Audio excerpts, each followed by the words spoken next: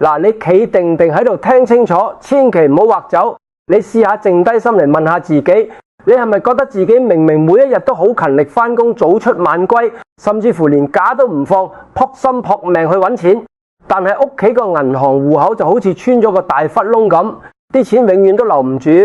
左手啱啱出糧，右手就要交租、交水電煤、還卡數，每個月都係清光。有時好唔容易儲到少少錢，屋企就會無端端發生啲衰嘢，一係就屋企人輪住生病要睇醫生食藥，一係就屋企啲大件電器、冷氣機、洗衣機無啦啦輪住壞，要攞一大筆錢出嚟整。總之每個月都一定有一大筆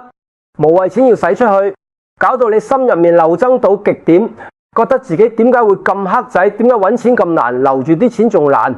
我今日好認真、好嚴肅咁同你講，遇到呢種情況，你千祈唔好再怪自己揾錢唔夠多，亦都唔好淨係怨大環境唔好，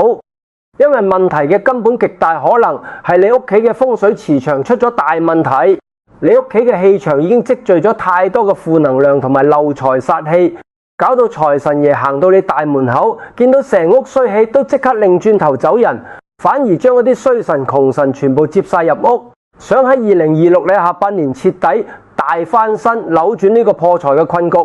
大家定啲嚟，唔使驚，要改變屋企嘅風水，絕對唔使你去買幾千幾萬蚊嘅風水擺設，亦都唔使你大興土木去裝修。今日我就免費教你一招流傳咗幾百年嘅傳統玄學秘術，1分錢都唔使點花，只需要去你屋企個廚房度攞一把粗鹽出嚟就得。大家聽清楚，一定要係粗顆粒嘅海鹽或者粗鹽，千祈唔好用平時煮餸嗰啲幼鹽，因為幼鹽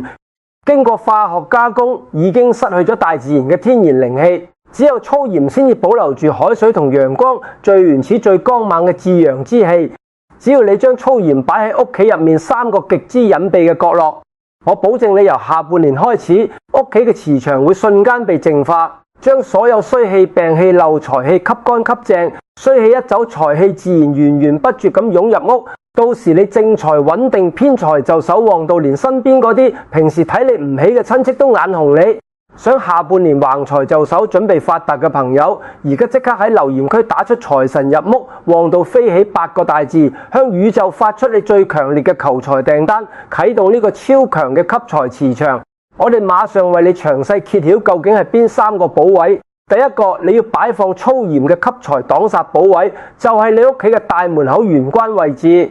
點解大門口咁重要？喺我哋風水學入面，大門係全屋嘅納氣之口，就好似人嘅嘴巴咁，係成間屋呼吸外界氣場嘅唯一通道。你每日喺外面撲心撲命做嘢，搭車行街食飯，你去過人多擠迫嘅地方，你去過醫院，你經過嗰啲污糟邋遢嘅後巷，甚至乎你喺公司受咗老細氣，同同事發生咗爭執，你嘅身上鞋底衫褲上面已經無形中沾染咗無數嘅負能量、小人嘅晦氣同埋各種各樣嘅病氣。如果你放工返到屋企就咁推門直行直過，連鞋都唔換，呢啲喺外面惹返嚟嘅衰氣就會好似一陣陰風咁直接衝入你嘅客廳，蔓延到全屋。日積月累之下，屋企嘅磁場就會變得非常之污濁，搞到全家人情緒暴躁，少少事就無端端嗌交，家無寧日，家衰口不停。財神爺最怕就係嗌交嘅屋企，你屋企日日嘈，財運自然就被徹底破壞。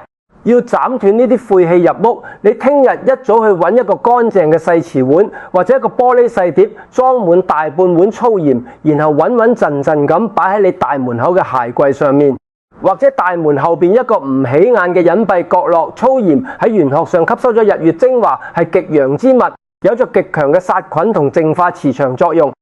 你擺一碟粗鹽喺大門口，就好似請咗一個隱形嘅海關把關員，一個法力高強嘅門神企喺度守門口。咁當你每日推門入屋嗰一刻，粗鹽強大嘅淨化磁場就會瞬間發揮作用，將你身上嘅晦氣、霉運同埋企圖跟住你入屋嘅小人煞氣全部過濾攔截吸走。你一身輕鬆咁行入屋，帶返屋企嘅全部都係清淨嘅氣息。當大門口嘅玄關變得乾淨光猛，冇晒邪氣同臭氣，財神爺經過你門口，自然會覺得心曠神怡，自動自覺行入你屋企派財。呢個就係最簡單但最見效嘅擋煞招財局，幫你將一切破財嘅根源拒之門外。好多人聽到呢度就會急住去擺，但我話你知有幾個細節做錯咗，效果會大打折扣。第一，千祈唔好用塑膠碗裝粗鹽，塑膠屬火會卸掉粗鹽嘅純陽之氣，一定要用瓷碗、玻璃碗、陶土嘅都得，越天然嘅容器越好。第二，唔好擺喺大門正中間當眼處俾人嚟拜訪，一眼就見到，甚至仲有人伸手去掂，咁樣氣場就會散咗。一定要擺喺隱蔽嘅角落，鞋櫃側邊、門後死角，越唔起眼效果越好。第三，好多人中意喺鹽上面插香擺符，完全唔使操，鹽本身就有足夠嘅淨化力，畫蛇添足反而會亂咗個局。我之前有個客人方住公屋，大門對住長走廊，成日覺得出出入入好雜，返工日日俾同事着小鞋，儲錢儲極都唔夠。佢聽我講擺咗碗粗鹽喺鞋櫃上面，大概半個月度。佢同我講，首先覺得返到屋企個人定咗好多，唔會成日心浮氣躁同老公嗌交。跟住上個月公司居然俾佢升職加咗人工，連之前拖咗好耐嘅獎金都發埋。佢話之前買過幾百蚊嘅風水掛件都冇用，估唔到幾蚊雞嘅粗鹽咁見效，仲有個小技巧配合埋用，效果仲快。每日返屋企入門口之前，先喺門外輕輕拍3下衫袖同褲腳，將出面沾到嘅雜氣拍走，先再換鞋入屋。呢個動作同門口嘅粗鹽裏外配合，就等於加咗雙重過濾網，衰氣連門口都近唔到。呢啲都唔使花錢，只係舉手之勞，但對穩住屋企氣場幫助好大。講完大門口，第二個絕對要擺放粗鹽，用嚟保命防漏財嘅隱秘角落，就係你屋企嘅洗手間，即係廁所。好多人成日問我，大師，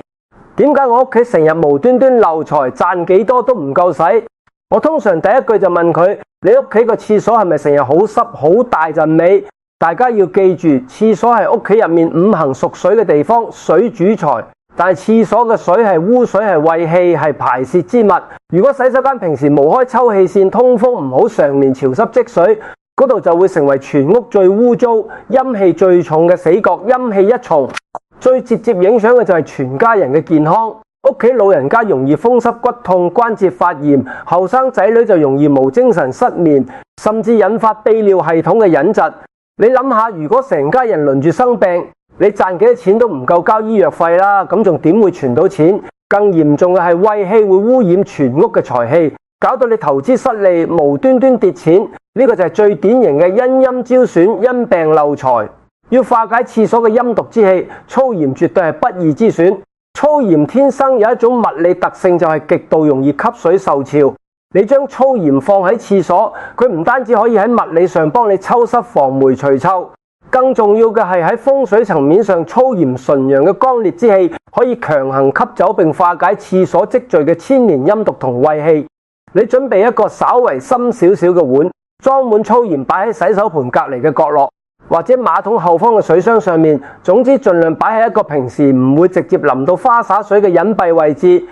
有咗呢碟粗鹽鎮住廁所，穢氣一除，陰氣消散，你屋企嘅磁場就會變得乾燥清爽，生機勃勃。屋企人身體健康，少咗病痛，健康保得住，你個財富自然就唔會穿窿，從根源上截斷咗無謂嘅破財之災，財不入屋門。廁所乾淨清淨，財運自然穩如泰山。講到廁所呢度，好多人仲有個疑問，大師，我屋企廁所門對住大門或者對住廚房，係咪漏財更加犀利？我清清楚楚話你知，呢個就係風水入面大名鼎鼎嘅水火相沖同財氣直泄，屬於典型嘅漏財格局。廁所嘅穢氣一開門就直衝大門，等於財氣入到門口就直接俾穢氣衝走，入唔到屋。對住廚房嘅話，穢氣飄去煮食嘅地方，連食入口嘅都帶住衰氣，家人身體自然唔會好。遇到呢種情況唔使急住改門，除咗喺廁所擺粗鹽之外，你仲可以喺廁所門嘅門楣上面再貼一小包粗鹽，用個細紅布袋裝住釘喺門頂上邊，肉眼唔容易見到就得咁樣。每次廁所門一開，穢氣一飄出嚟，就會俾門頂嘅粗鹽先淨化一層，唔會直衝入廳或者入廚房。仲有一樣嘢好多人忽略，就係廁所入面嘅濕毛巾撞衫，千祈唔好成日掛喺入面，焗住濕嘢多，陰氣就重，會加重穢氣。用完嘅毛巾盡量掛出去陽台吹乾撞衫，即刻攞去洗，唔好囤喺廁所。你再配合埋粗鹽，雙管齊下廁所嘅氣場，好快就會清乾淨。我有個舊客張伯，兩公婆成日風濕腳痛，個仔又成日腸胃唔好，睇極醫生都斷唔到尾。我上去睇過佢屋企廁所細又冇窗，長期黑冷濕粒粒入去一陣都覺得翳焗。我叫佢擺2碗粗鹽，一碗喺洗手盆邊，一碗喺水箱頂，再叫佢每日開抽氣扇，抽半個鐘毛巾全部攞出去曬。結果唔夠1個月，張伯同我講個廁所嘅怪味冇咗，夜晚瞓覺都冇咁容易攰，個仔嘅腸胃都舒服咗好多，連平時成日唔見嘅零用錢都冇咁易亂使。其實唔係神奇，只係胃氣散咗，身體自然順，財運自然就穩。跟住落嚟我要講第3個，亦都係今日最重要、爆發力最強，可以直接幫你招來橫財嘅超級吸財。寶位就係你客廳嘅明財位，大門口嘅粗鹽係用嚟擋衰氣，廁所嘅粗鹽係用嚟防漏財，而客廳明財位嘅粗鹽就係用嚟幫你主動出擊，強勢吸金賺大錢。好多人連自己屋企個明財位喺邊度都唔知，其實好簡單。我而家就教你揾你，打開屋企大門，面向客廳直行。如果你大門開喺左邊，明財位就喺客廳右邊嘅45度對角線角落。如果你大門開喺右邊，明財位就喺左邊嘅45度對角線角落。如果大門開喺正中間，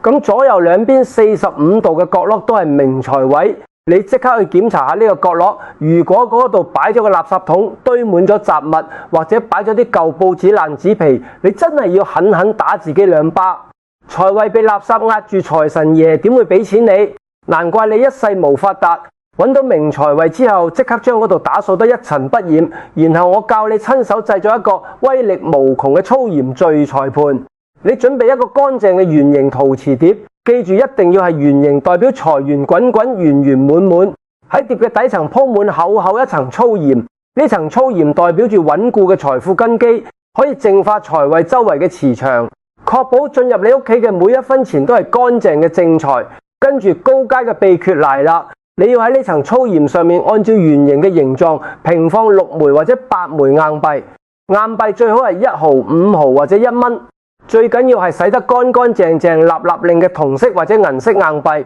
點解要咁做？因為粗鹽5行偏向土同水，而硬幣5行屬金，喺5行相生相克嘅原理入面，土生金，金生水。你將硬幣擺喺粗鹽上面，就等於喺你屋企個財位嗰度，人為咁佈置咗一個生生不息嘅土金，雙生循環局。呢一碟加咗金屬硬幣嘅粗鹽，絕對唔係一碟普通嘅鹽，佢已經變成咗你屋企嘅超級財富發電機，佢會日夜不停咁轉動，幫你將四面八方嘅財氣全部吸過嚟。2026忍下半年，只要你佈好呢個局，我保證你正財極度穩定。升職加薪唔再講，最得人驚嘅係你嘅偏財運會極旺，投資買賣順風順水，買股票基金容易眼光獨到，甚至買張6合彩都隨時有意外之財。到時過年過節，啲親戚上嚟你屋企拜訪，見到你成個人容光煥發，換晒身家衫，甚至準備買第2層樓，佢哋一定會眼紅你、羨慕你，心諗點解你突然之間可以發達，發得咁快？呢個就係風水佈局嘅神奇力量。好多人揾到財位之後，以為擺咗鹽就萬事大吉。我話你知，財位有幾樣嘢絕對唔可以放，放咗等於將財神爺推開第一。唔好放垃圾桶、雜物、舊報紙，呢啲係俗氣壓住財位，有幾多財氣都俾逐走。第二，唔好放重型嘅櫃、雪櫃，呢啲寵物財位宜空宜靜唔宜壓，壓住咗財氣入唔到。第三，唔好放帶刺嘅植物，比如仙人掌、龍骨，帶刺嘅嘢會將財氣彈走。想放植物就放啲圓葉厚葉嘅，比如綠蘿金錢樹先可以聚財。第四，唔好放電視、音響呢啲嘈吵嘅電器。財位起正，成日震動嘅話，財氣留唔住。再講翻硬幣嘅細節，好多人問用銀紙得唔得？一定要硬幣，因為硬幣屬金，五行上面先可以同粗鹽形成土生金、金生水嘅循環。銀紙屬木，效果差好遠。硬幣唔一定要新嘅，但一定要乾淨，唔好攞啲污卒卒刮花晒嘅。最好係你自己平時用開過你手嘅硬幣，沾過你嘅氣場，同你嘅財運先會更加貼合。擺嘅時候字面朝上圍成一個圓圈，寓意財運周而復始，源源不絕。我前年有個做開生意嘅客人，阿強鋪頭生意一直唔湯唔水，賺嘅錢夠交租就冇乜剩。佢按我講嘅，喺鋪頭嘅明財位擺咗個粗鹽聚財盤，仲清理咗財位旁邊堆住嘅貨箱。大概3個月度，佢話突然多咗好多新客，有幾個大訂單自己揾上門。佢1年落嚟賺嘅錢比之前2年加埋仲多。佢話之前都唔信呢啲，覺得係心理作用，試過先知道原來氣場順咗，做起事上嚟真係順手好多。仲有個小秘訣，每逢初一、15，你可以喺粗鹽旁邊點一支小蠟燭，黃色或者白色都得，火可以生土，增強粗鹽嘅力量，催財效果會更加快。但記住一定要注意安全，唔好擺啲易燃嘅嘢隔離。人走就熄咗，佢安全永遠係第一位。不過講到呢度，我身為大師一定要俾一個最嚴厲嘅終極警告大家。大家聽清楚，將粗鹽擺咗上去大門、廁所同財位之後，絕對唔係一勞永逸㗎。千萬唔好擺咗喺度1年半載都唔去理佢，因為粗鹽就好似一個超級濾水器咁，佢會日日夜夜不間斷咁幫你吸收屋企嘅衰氣、病氣同埋空氣中嘅污濁水分。當佢吸滿咗負能量之後，粗鹽嘅狀態係會發生變化嘅。如果你過咗一段時間發現碟入面嘅粗鹽變咗灰黑色，結成咗一嚿嚿硬掘掘嘅石塊，甚至乎受潮溶晒，流出一灘污糟水，呢個現象代表咩啊？代表呢碟粗鹽已經圓滿完成任務，幫你擋咗一個大劫，吸滿咗全屋嘅毒氣同殺氣。呢個時候你千萬唔好覺得可惜，更加唔好貪得意將啲鹽留喺度，甚至用水洗下再用。你一定要即刻馬上將呢碟吸滿毒氣嘅粗鹽連埋入面嗰啲衰氣，用膠袋包好，直接揼落屋企門外或者樓下嘅垃圾桶，徹底請出家門。至於財位上面嗰幾枚硬幣，你可以用清水洗乾淨，抹乾之後繼續循環，再用清走舊鹽之後，你要立刻換過一碟全新乾爽潔白嘅粗鹽擺翻去原位。我強烈建議大家每個月或者至少每半個月就要去檢查一次屋企呢3個寶位嘅粗鹽。只要保持粗鹽永遠係乾淨乾燥嘅狀態，你屋企嘅財運先可以源源不絕、生生不息，永遠處於一個極佳嘅上升磁場。講到呢度，肯定好多朋友心入面有疑問，我一次過同大家解答清楚，免得大家擺錯咗反而冇效果。第一個問題，粗鹽擺咗之後，需唔需要蓋蓋子？我同你講，千祈唔好蓋粗鹽，要接觸空氣先可以吸收周圍嘅衰氣同濕氣。你蓋個蓋封住佢，等於叫佢唔使做嘢，完全冇效果，就咁敞開放就得，唔使怕污糟。反正定期要換。第二個問題，屋企有孕婦有細路哥，可唔可以擺粗鹽？完全可以。粗鹽係天然之物，冇任何毒性同副作用，淨係淨化磁場，唔會傷害任何人。反而屋企氣場乾淨咗，對孕婦同細路仲好。唯一要注意嘅就係擺高啲，唔好俾細路哥攞嚟玩，擺入口就得。第三個問題，我係租嘅屋，唔係自己買嘅，擺咗會唔會冇用？梗係有用，風水睇嘅係你而家住嘅地方，邊個住氣場就應喺邊個身上，同間屋係買定租冇關係。就算你租幾個月，擺咗呢幾個月你住得舒服，財運順就已經值回票價。退租嘅時候將粗鹽包好，掉咗就得，唔會帶走衰氣，亦都唔會影響下一手租客。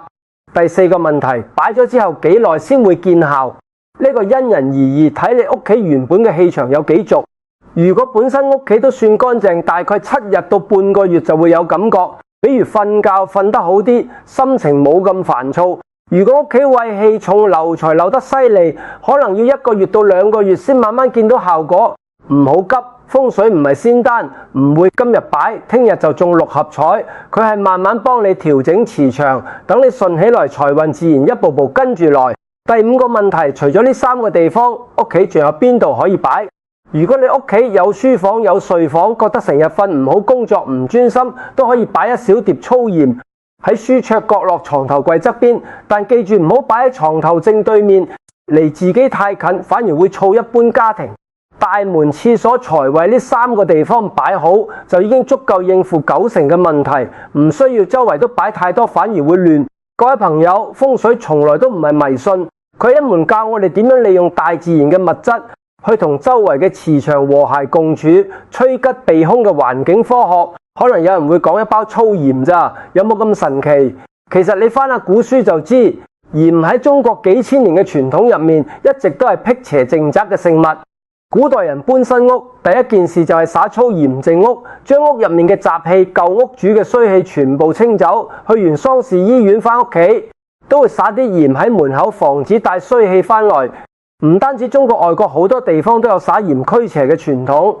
因為鹽本身就有殺菌防腐嘅作用。喺古人眼入面，佢就係可以驅散一切污穢嘅純陽之物。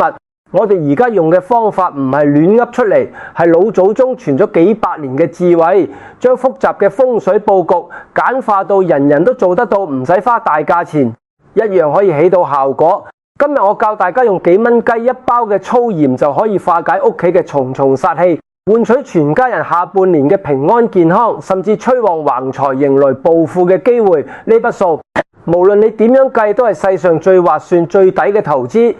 命運掌握喺自己手，風水只係助你一臂之力，但前提係你一定要肯去行動。聽日一早即刻去街市或者超市買包粗鹽，跟住我教你嘅方法，將大門口、洗手間同埋明財位佈置好，踏踏實實咁為自己嘅下半生轉運。我更加強烈建議你睇完呢條片之後，千萬唔好自己一個人偷偷地收埋。你一定要即刻點擊分享按鈕，將呢條充滿正能量同實用技巧嘅影片轉發去你嘅家族群組，或者直接發俾你最關心嘅仔女、親戚同埋好朋友睇。點解一定要分享？因為好多時我哋身邊嘅人過得唔好，成日腎窮腎病，其實就係因為屋企風水出咗問題而唔自知。你將呢個粗鹽化煞嘅秘訣教俾佢哋，幫佢哋擋災催財，令佢哋嘅生活都可以好轉。呢種唔使花錢嘅積德行善舉動，上天一定會清清楚楚咁睇到。玄學最講求嗰種善因得善果，你幫得人多，將福報分享出去，上天一定會將雙倍甚至10倍嘅好運同財富賜俾你，令你嘅福氣更加深厚。如果你覺得我今日講嘅風水原理解釋得夠通透，急出嘅實操方法真係非常簡單實用，並且真係幫到你解決咗一直以嚟漏財嘅困惑，